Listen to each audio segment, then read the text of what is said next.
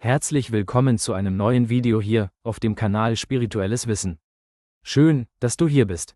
Danke dafür. Stell dir vor, wir gehen jetzt gemeinsam zurück in eine Zeit, die heute fast schon wie ein Mythos wirkt. Unwirklich und düster. Wir gehen zurück zu den Druiden. Wenn wir sie verstehen wollen, lohnt es sich, kurz die Spuren der Zeit zurückzuverfolgen. Denn ihre spannende Geschichte beginnt tief in der Vergangenheit, entfaltet ihre Kraft in einer Blütezeit, verschwindet fast ganz und kehrt doch in neuer Form zurück. Die Druiden gehören zu den geheimnisvollsten Gestalten der europäischen Geschichte. Ihre Ursprünge reichen weit zurück in die Eisenzeit, ungefähr ab dem 6. Jahrhundert vor Christus, als sich die keltischen Stämme in ganz Europa verbreiteten.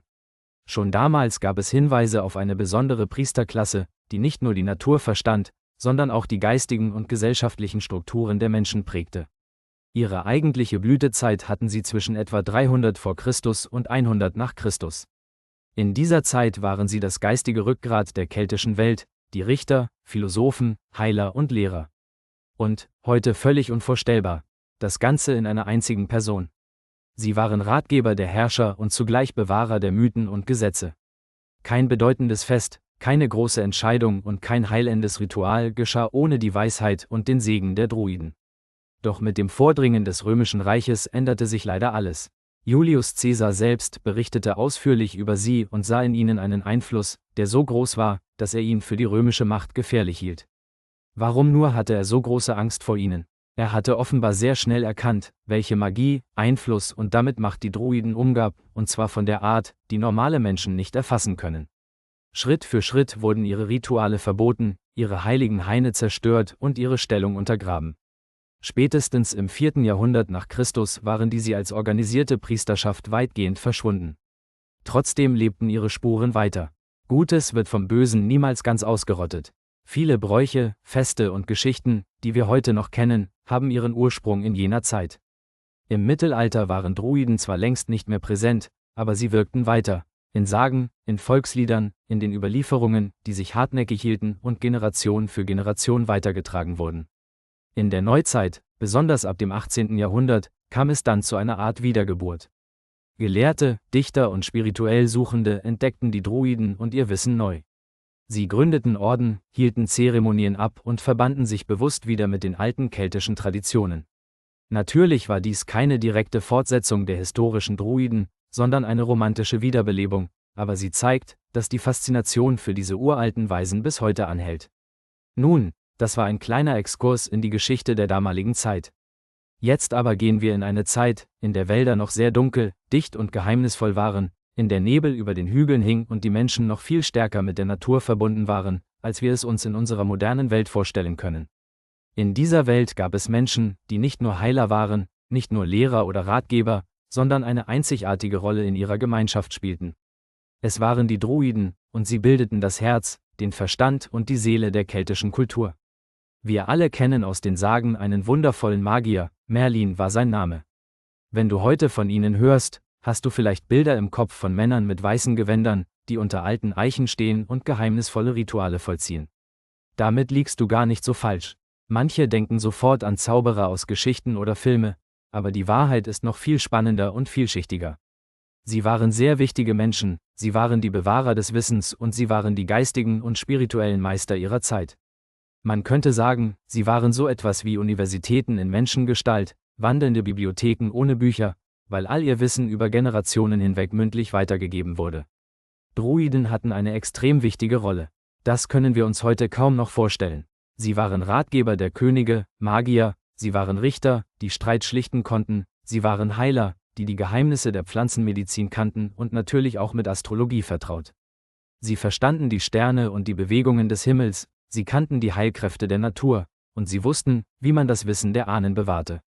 Stell dir vor, du wärst ein Keltenkrieger oder eine Bäuerin gewesen, und es gäbe eine schwierige Entscheidung in deinem Leben. Vielleicht ging es um eine anstehende Schlacht, vielleicht um eine Heirat, um das Vieh oder um eine Krankheit. Dann hast du dich damals natürlich an einen Druiden gewandt. Nicht, weil sie einfach nette Leute waren, sondern weil sie so viel Wissen hatten und als Bindeglied zwischen den Menschen und den Kräften des Universums galten. Die Druiden hatten eine Ausbildung, die unglaublich lange dauerte. Manche Quellen sprechen davon, dass man 20 Jahre lang lernen musste, bevor man selbst ein Druide wurde. Stell dir vor, 20 Jahre. Und das ganz ohne schriftliche Aufzeichnungen, nur durch Zuhören, Ausprobieren, Lernen, Erinnern, Wiederholen und Vertiefen. Sie lernten die Mythen und Geschichten ihres Volkes, sie lernten die Gesetzgebung, die Kosmologie, die Heilpflanzen, die Astronomie und noch vieles mehr. Kein Wunder also, dass sie als die Weisen ihrer Kultur galten. Natürlich war die Heilkunde ein ganz zentrales Thema. Druiden kannten die Pflanzen, die in den Wäldern und Wiesen wuchsen, sehr gut, und sie wussten, wie man daraus heilende Tränke, Umschläge oder Salben herstellte. Das war nicht irgendein Hokuspokus, sondern die frühe Form einer Naturmedizin, die in vielen Bereichen tatsächlich wirksam war.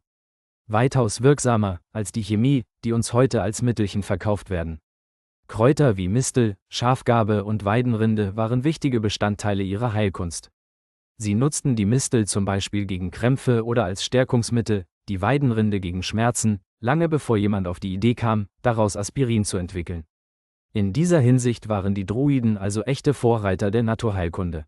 Aber die Druiden waren nicht nur Mediziner. Sie hatten Zugang zu anderen Dimensionen. Sie waren auch Philosophen. Sie dachten über den Sinn des Lebens nach, über den Kreislauf von Geburt, Tod und Wiedergeburt. Sie wussten, dass die Seele unsterblich ist und nach dem Tod in einen neuen Körper eingeht. Das machte die Kelten auch so furchtlos im Kampf, denn für sie war der Tod kein Ende, sondern nur ein Übergang in einen anderen Seinszustand. Diese Vorstellung hat die ganze Gesellschaft geprägt. Stell dir vor, wie anders und leicht eine Kultur denkt und handelt, wenn der Tod nicht als Feind gesehen wird, sondern als Teil eines ewigen Kreislaufs. Man könnte sagen, die Druiden waren Brückenbauer zwischen den Welten, zwischen Mensch und Natur, zwischen Körper und Geist, zwischen Leben und Tod. Sie waren die Bewahrer der Harmonie.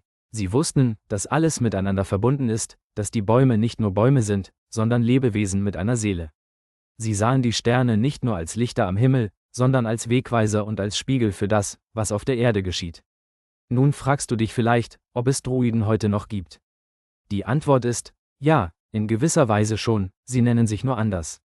Natürlich gibt es keine keltischen Druiden mehr in ihrer ursprünglichen Form, die jahrhundertelang im Verborgenen lebten und ihr Wissen weitergaben.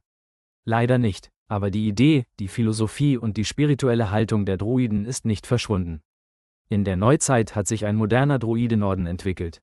Kluge Menschen, die sich bewusst mit der Natur verbinden, die alte Rituale wieder aufleben lassen, die Jahreskreisfeste feiern und die Weisheit der Pflanzen neu entdecken.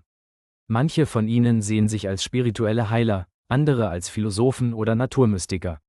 Es gibt heute sogar weltweit wieder ganze Organisationen, die sich heute der druidischen Tradition widmen, zum Beispiel in England, Irland, Frankreich und natürlich auch in Deutschland. Die Frage ist also weniger, ob es sie noch gibt, sondern vielmehr, wie wir ihr Erbe in unserer Zeit weitertragen können. Denn vieles von dem, was sie wussten, ist heute aktueller denn je. Wir leben in einer Welt, die oft aus dem Gleichgewicht geraten scheint. Wir rennen von Termin zu Termin, verlieren die Verbindung zur Natur, verlieren die Ruhe, die wir bräuchten, um wirklich gesund und glücklich zu sein.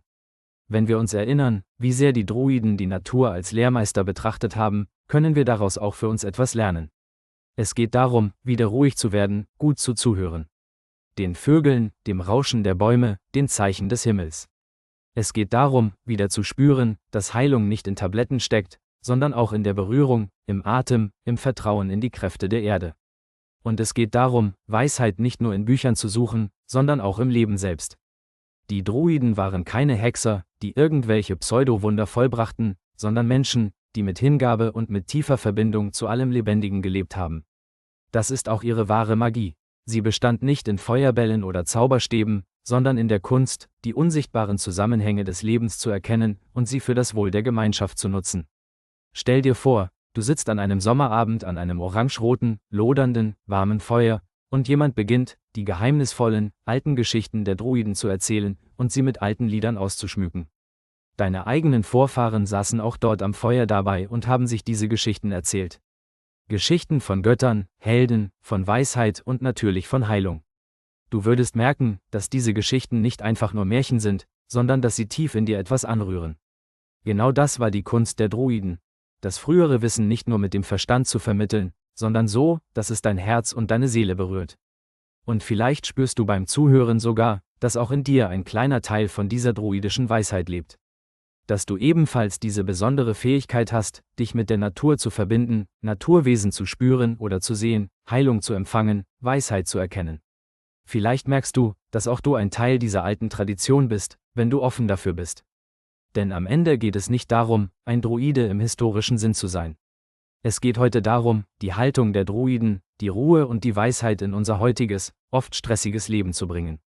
Wenn du also das nächste Mal im Wald spazieren gehst, halte einen Moment inne. Schau dir die Bäume an, hör das Rauschen der Blätter, spüre den Boden unter deinen Füßen. Dann weißt du, dass du gar nicht so weit entfernt bist von den alten Druiden, wie du vielleicht gedacht hast. Und wenn dir dieses Video gefallen hat, dann lass mir gerne auch ein Like da. Darüber freue ich mich sehr. Viele Grüße und lass es dir jederzeit gut gehen.